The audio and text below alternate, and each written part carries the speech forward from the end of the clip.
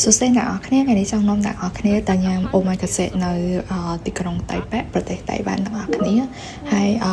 មើលដល់ចប់ខ្ញុំនឹងប្រាប់ពីតម្លៃគួរសមមែនតើហើយដំបូងហើយមានប្រហែលជា13មុខឬ15មុខដំបូងហ្នឹងគឺគេឲ្យញ៉ាំថៃម្ដុំអានឹងថាឈ្មោះថៃអីយូរដែរភ្លេចបាត់ហើយហើយបន្ទាប់មកគឺ scallop អ្នកនរគ្នាហើយ scallop នេះគឺថា fresh មែនតើញ៉ាំចូលមកតែអាលីអីហ្មងហើយទឹកស្អ៊ីវដែលគេដាក់លើហ្នឹងគឺថាល្មមឆ្ងាញ់អត់ចាំបាច់ថែមទឹកស្អ៊ីវអីគេដាក់ wasabi នៅក្រោមសាច់នឹងហើយទៀតគឺថាឆ្ងាញ់មែនតើដូចទំលើកមកពីសមុទ្រចឹង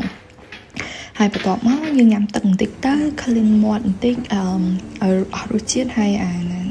បាយនេះគឺរបៀបថាគេផលទឹកស្អ៊ីវឬក៏ទឹកខ្មេះពណ៌ក្រហម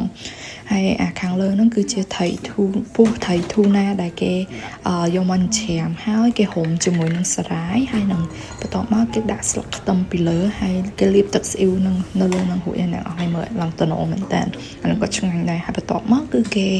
ធ្វើមឹកឲ្យយើងញ៉ាំមឹកគេហ្នឹងគឺគេកាន់កាន់វាអ្នកគ្នាឡើងរបៀបថាញ៉ាំទៅស្រួយហើយគេហួយតំបល់បន្តិចហើយនឹងគេ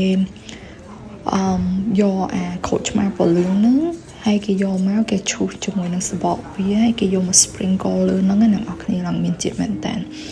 ហើយនេះគឺជាពងទាចំហុយជាមួយនឹងសារាយហើយនៅក្នុងហ្នឹងមានមឹក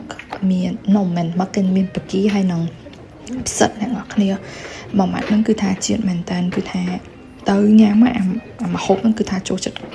ខ្លាំងមែនតើហើយបន្ទាប់មកទៀតគេក៏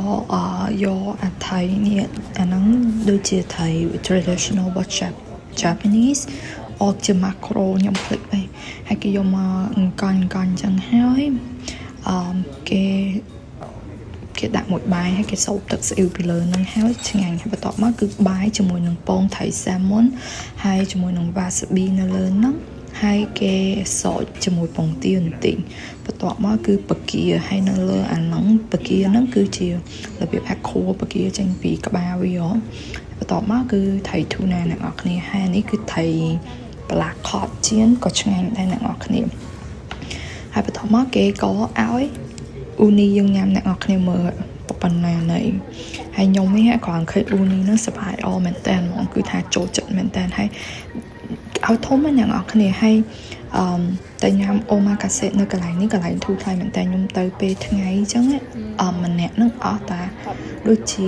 55រៀលទៅ60រៀលអ្នកនរគ្នាហើយដូចជាអស់65រៀលពួកឯងខ្ញុំហៅថែមអាក្តាមមិញនឹងទៀតហើយនេះគឺជាបន្ទង់អាំងគេអាំងស្រួយគេមានដាក់តសក់ហើយនឹងសារាយហ្នឹងគឺថាញ៉ាំទៅ refreshing មែនតើអ្នកនរគ្នា